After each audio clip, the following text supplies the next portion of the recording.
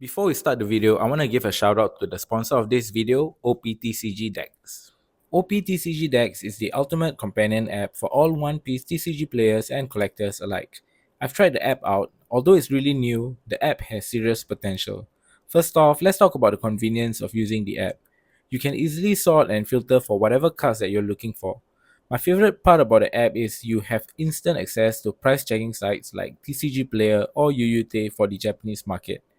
This makes price checking really convenient for when you're buying cards and trading. You also have access to the market price trends if you're interested in that kind of information. If you enjoy having data and translations of all the cards at your fingertips, you'll appreciate the extensive card database that you will get from this app. One of my favorite features of this app is the card collection feature.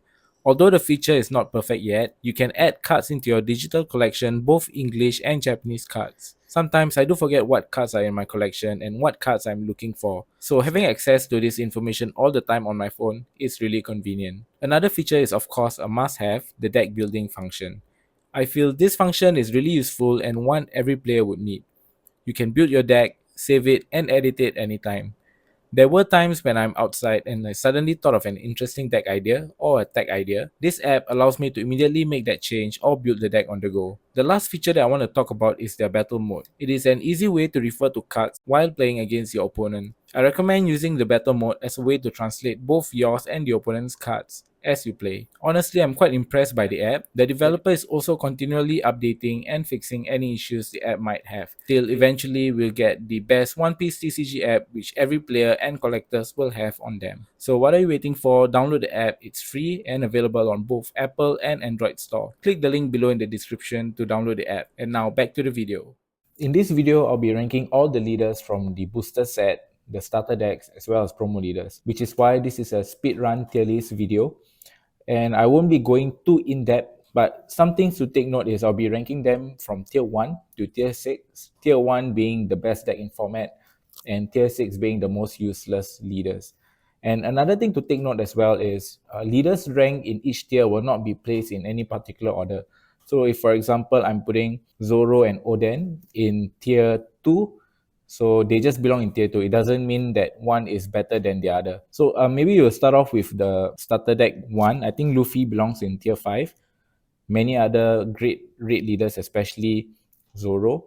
Then for Kid, I would want to place Kid in tier 5 as well. Same for Crocodile. And then next we have our purple leader Kaido. I think Kaido belongs in tier 4. He's really playable. I've play tested him for a while now. And of course, the face of tier 6, we have Shanks.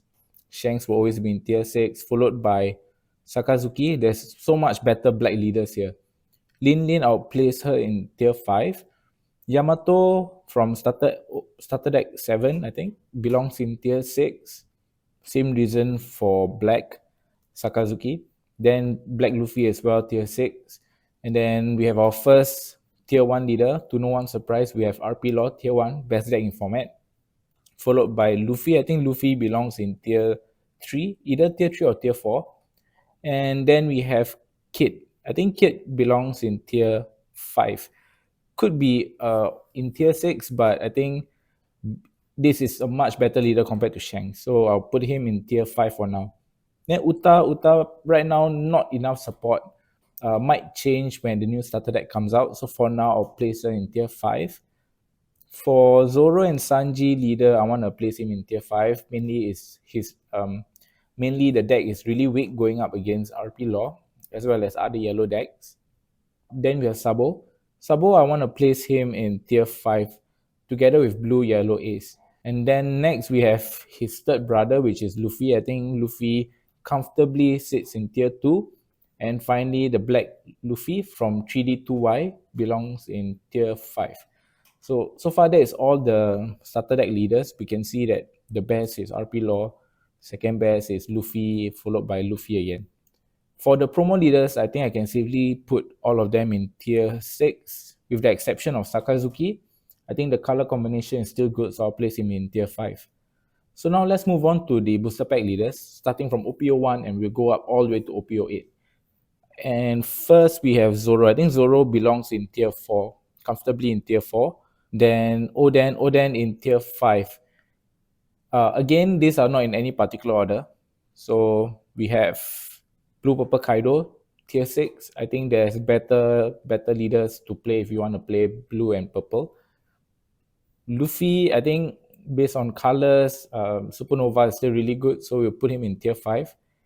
Red Green Law maybe in tier 4. King will be in tier 6. Doffy, I want to put him in tier 3, while Blue Purple Crocodile belongs in tier 5, together with the Blue Purple Kaido. Then next, we have the Whitebeard. Whitebeard, I think, belongs in tier 4. Still a strong deck, just need a support. Maybe if we get Moby Dick, it will jump straight up to tier 1. But moving on, we have Red Black Garb, tier 6. Really, no synergy between the colors.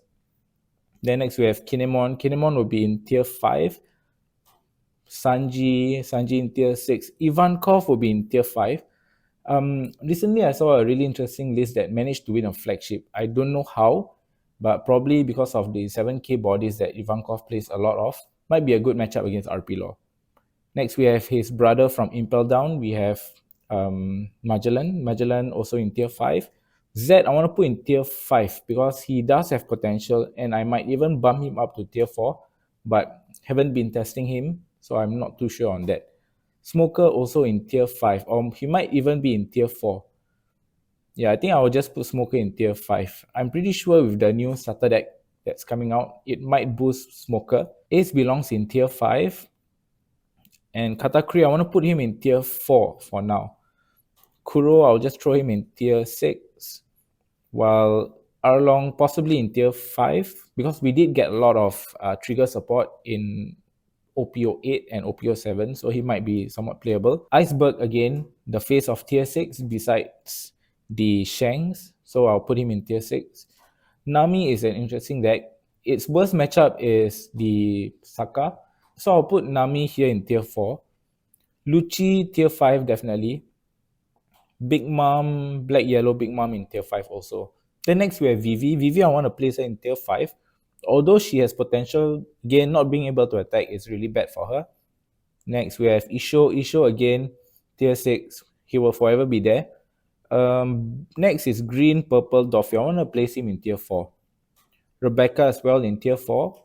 Crocodile, I want to place him in tier 4, but he does see some niche play, especially with that Okama Way event, a really powerful event. I want to place him in tier 4, but I might just place him in tier 5. But I feel Crocodile, Purple Yellow Crocodile can be in either tier 4 or tier 5. But for now, I just place him in tier 5. Same as the Queen. Next, Sabo, I'll place him in tier 5. Rosinante, I want to place him in tier 6, although I'm a huge fan of the playstyle. We have Bello Betty, the Glass Cannon, so we place her in tier 5.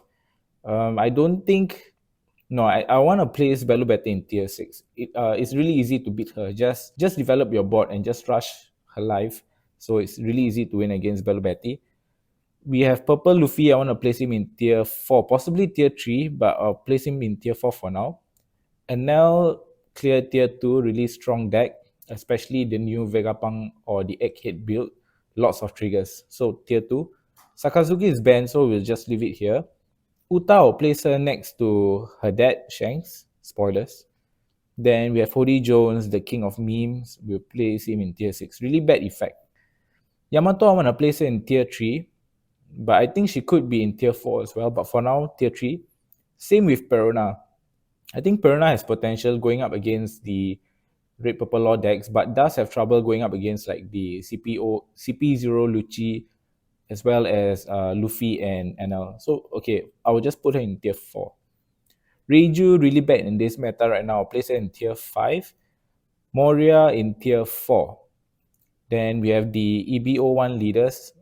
I think all of them belongs in tier 5. Hannibal, Oden, maybe Kuros, I'll place him in tier 6. Mainly Black Yellow, they are better leaders, like, of course, Black Yellow Luffy. Next, we have Dragon. Dragon, I'll place him in tier 5. Bonnie, easy tier 3. Boa Hancock also in tier 3. Really strong matchup against the RP Law.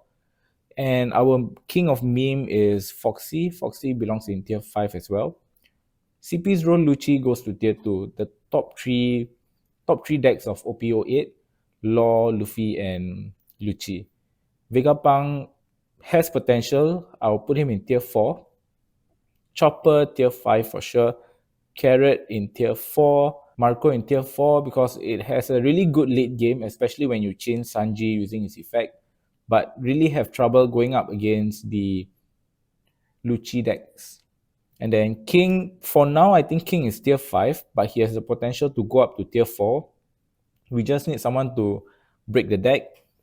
Pudding in tier 4 as well. And for our last leader, Kalgara, we'll put him in tier 4. Oh no, I'll put him in tier 3. So that's a speed run of the OP08 metagame tier list. Let me know in the comments what you think of the placement. I didn't really go into too much details on why I put them in their respective tier, but you can, if you have any questions, can let me know in the comments. I'll reply to them. And yeah, that's all for this video. If you've enjoyed this video, give this video a like and consider subscribing to the channel if you haven't.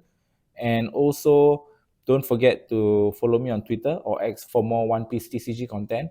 And as always, thank you for watching. I'll see you in the next one.